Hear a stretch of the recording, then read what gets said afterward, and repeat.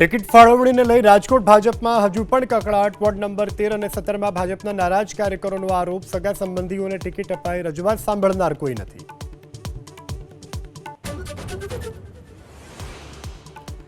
પ્રદેશ ભાજપના પ્રમુખ જગદીશ વિશ્વકર્માનું રાજકોટમાં ડેમેજ કંટ્રોલ, નારાજ નેતાઓની સાથે સમાજના આગેવાનો સાથે ગુપ્ત સ્થળે બેઠક।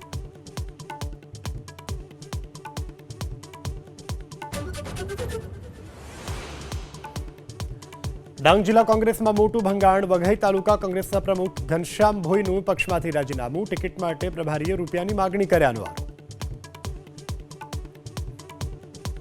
મને ટિકિટ ફાળવવા માટે પ્રભારીશ્રીએ એમના વોટ્સએપ કોલ દ્વારા એમના ઘરે બોલાવી અને નાણાકીય માંગણી કરેલ। રાજ્યમાં આગામી 48 કલાકમાં ગરમીનું વધશે જોર। સૌરાષ્ટ્ર અને કચ્છમાં 2 દિવસ યલો એલર્ટની સાથે 12ની આગાહી। રાજ્યમાં 6 જિલ્લાઓમાં તાપમાન 40 ડિગ્રીથી વધુ, 41.8 ડિગ્રી સાથે રાજકોટ સૌથી ગરમ શહેર।